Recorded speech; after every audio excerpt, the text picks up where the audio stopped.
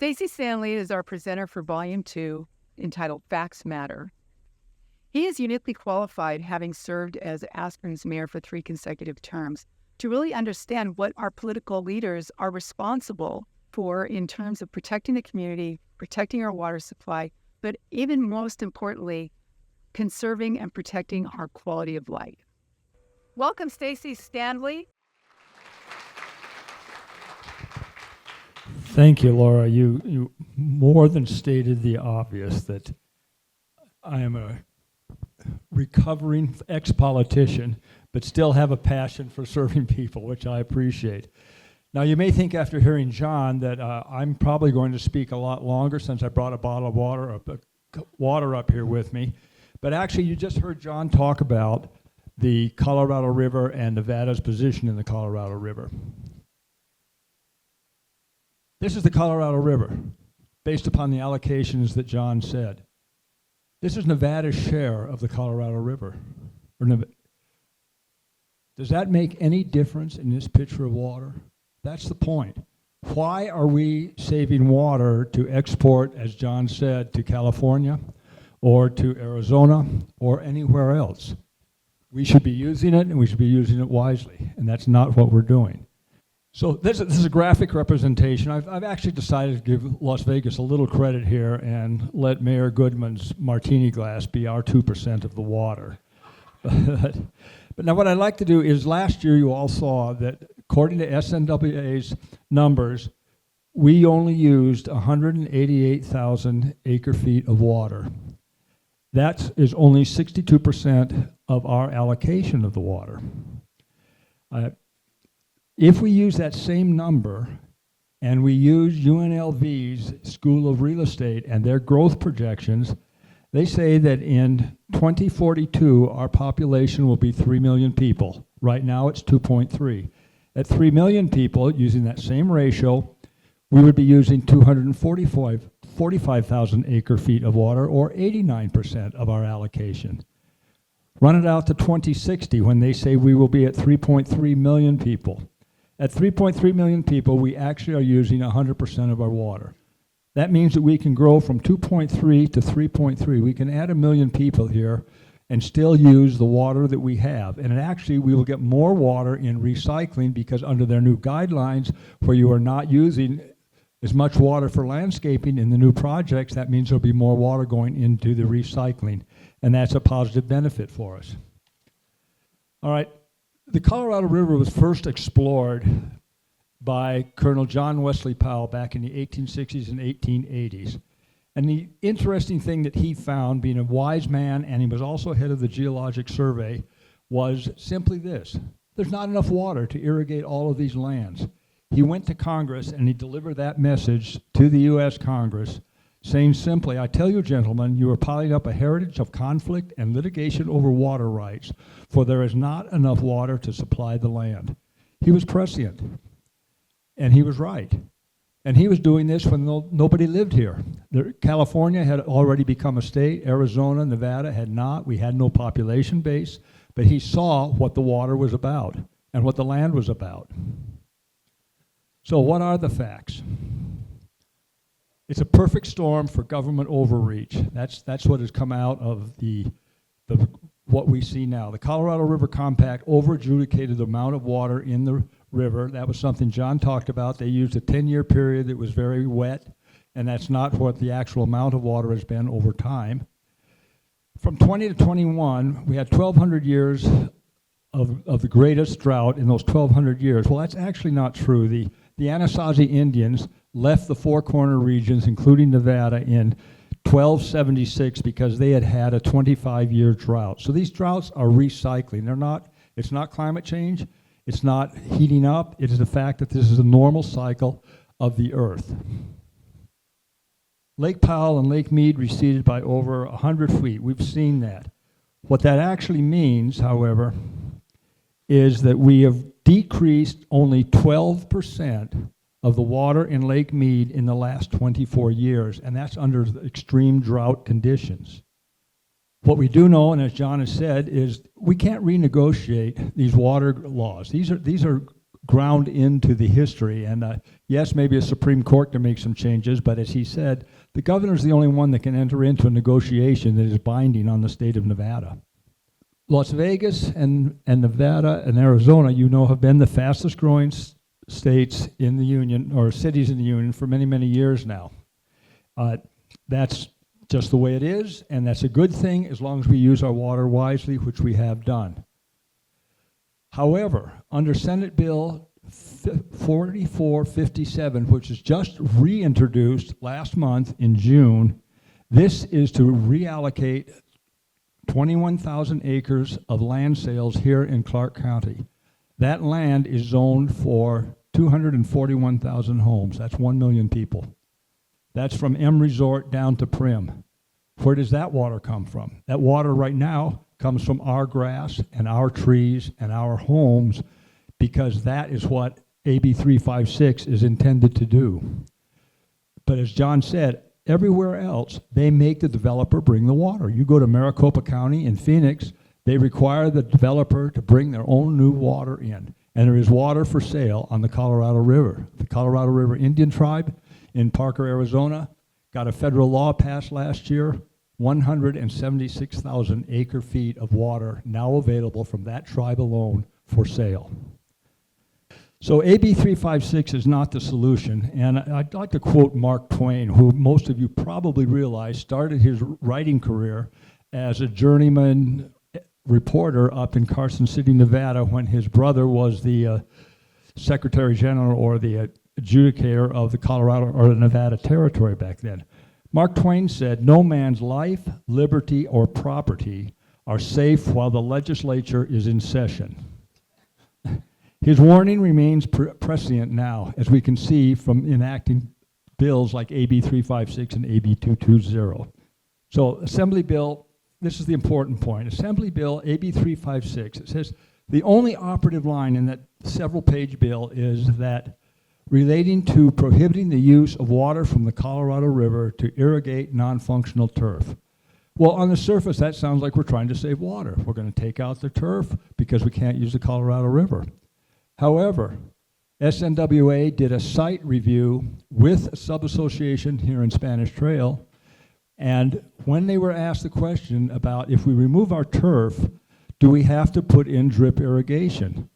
SNWA didn't have the answer at that time. They said, we'll get back to you. What you see is the next column or paragraph here is an exact quote from the email that was received.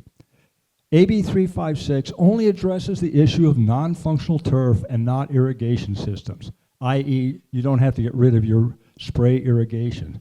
So you can remove non-functional grass and retain your existing irrigation system, the spray irrigation that you need for your trees, and you will be compliant with AB 356.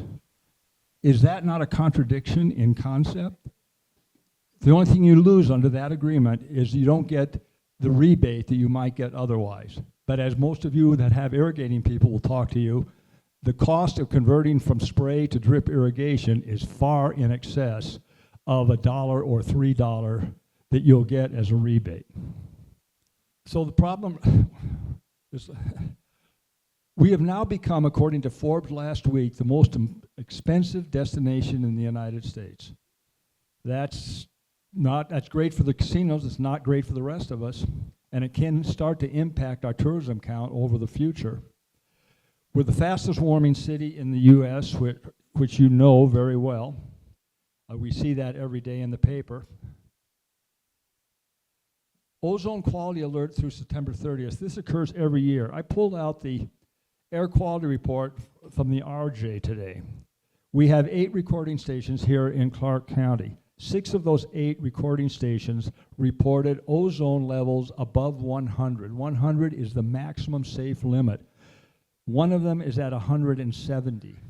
So we already are suffering from bad air quality, and what's going to happen when you have 1 million more people living between the M and the Prim, and they're driving the I-15 every day to come into town? Mondale Plines, I'm only using this as an example, and I'm sure that Mr. Schilling and Larry Fawson can give us much more detailed information, but we're propagated here in Spanish Trail with Mondale pines, as you see. These were planted back in the 80s. These are mature, big trees that are giving us a great deal of canopy and cover and coolness in our community. They require 97% as much water as the turf does. So if we remove the turf, we still have to use 97% the same amount of water to keep the trees. Turf removal can result in a death to 20 to 30% of your trees just through the process of conversion, and the fact that you are now putting rocks on top of these spread roots at the surface as opposed to grass.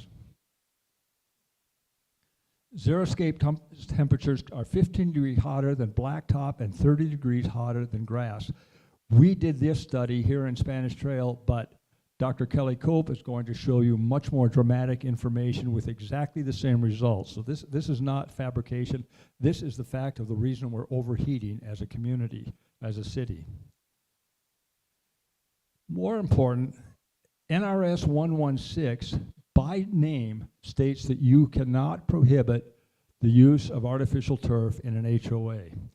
Well, you're going to hear some startling information, not about the fact that it gets that synthetic turf heats up to 175 degrees, but what is the cancerous emissions from astroturf or synthetic turf over time, and what is the fully loaded cost comparing synthetic turf to grass.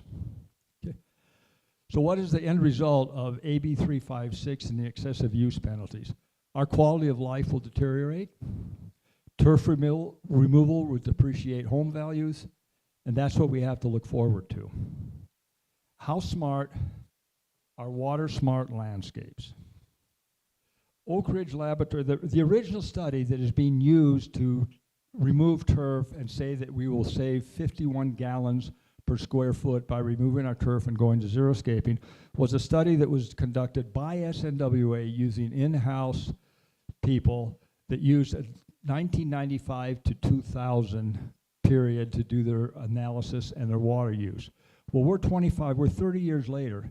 We think irrigation technology, management, and water use has changed rather significantly. So what SNWA did is they did have a new study done, and that was conducted by the Oak Ridge National Laboratories and Arizona State University. That was done in 2018, much more currently.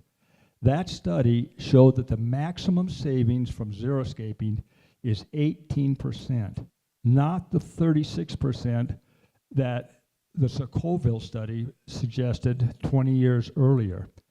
So what does that mean? That means that they're banking their logic on ripping out our turf based on an outdated study with outdated technology, and they don't acknowledge the study that they had done, and it is available on their SNWA website, that states that the best you're going to get is 18%, and over time, it's going to go down to less than 18% because of the maturity of the xeriscaping requiring more water.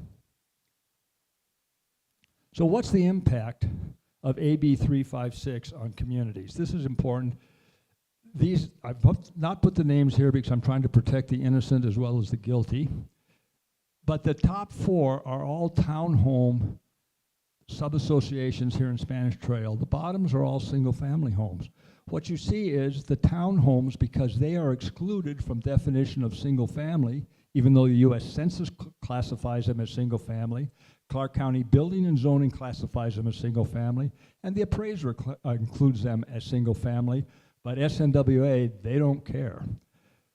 These numbers here, if you look at some of these, the cost could be over $10,000 per home to convert from xeriscape. And you're going to hear from Larry Foss, and I believe that he experienced the same kinds of numbers in Sun City Anthem. But the point of that is these townhomes are from 1,100 square feet to 1,800 square feet. These are not 10 and 12,000 foot homes. These are small homes, many occupied by fixed income and retired people. They're having to move out and sell their houses because of the threat of a $10,000 bill. Whereas a single family home, some of these have got only $100 because all of their grass is in front of the houses and they get to keep it. So this is an inequity that is absolutely disingenuous and needs to be attacked. So you did see that we hit 120 degrees on Sunday, and we've had 5 consecutive days that have been over 115 for a new record. The result of that is, as we have got the second highest heat-related death rate in the United States. And now that may not sound so bad when you think that, well, Phoenix is obviously hotter, but the point is, we're only the 25th largest city. So we're small compared to 24 other cities, and yet we have the highest death rate because of our overheating. So what is the impact of that?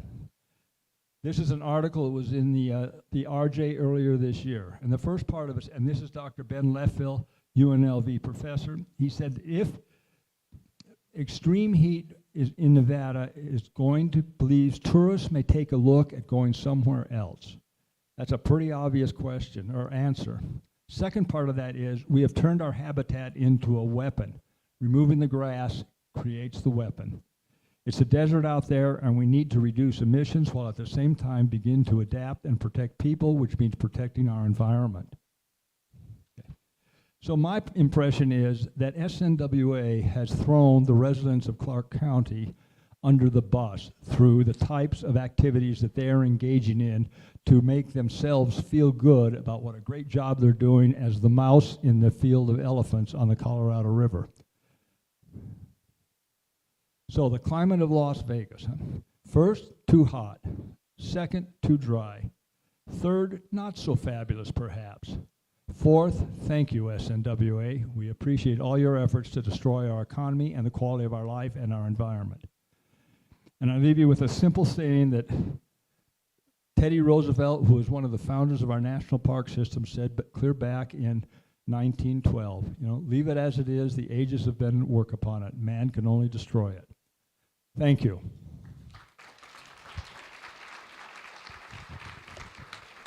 Thank you for joining us. We hope that you found this informational, educational, and inspirational. And if you did, please consider joining us, registering for our organization, and making a contribution so that we may further educate and expand this knowledge throughout the community. It is an important effort. We want to preserve our quality of life here in Southern Nevada. We are a growing community, but we need to grow smartly, and growth needs to pay for itself. Please consider a donation to the Water Fairness Coalition. Thank you for your time and your attention.